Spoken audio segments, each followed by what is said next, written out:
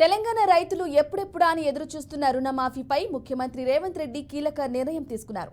2 లక్షల రూపాయల రుణమాఫీపై విధి విధానాలు రూపొందించాలని సీఎం రేవంత్ రెడ్డి అధికారులను ఆదేశించారు. ఎన్నికల సమయంలో ఇచ్చిన హామీ మేరకు 2 లక్షల రూపాయల వరకు రుణాలు ఉన్న రైతుల జాబితాను సిద్ధం చేయాలన్నారు. పూర్తి స్థాయిలో బ్యాంకుల నుంచి రైతుల వివరాలు సేకరించి అర్హులను గుర్తించాలని ఆదేశించారు.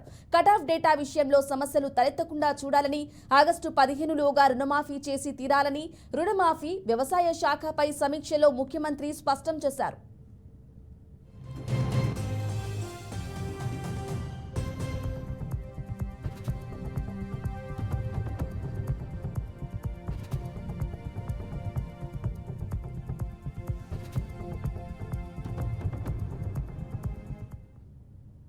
కాగా గతేడాది డిసెంబర్ 7న రేవంత్ రెడ్డి ముఖ్యమంత్రిగా ప్రమాణ స్వీకారం చేశారు.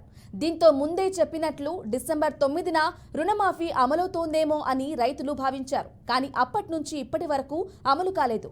సీఎం తాజాగా తీసుకున్న నిర్ణయంతో తెలంగాణ రైతుల్లో హర్షం వ్యక్తమవుతోంది.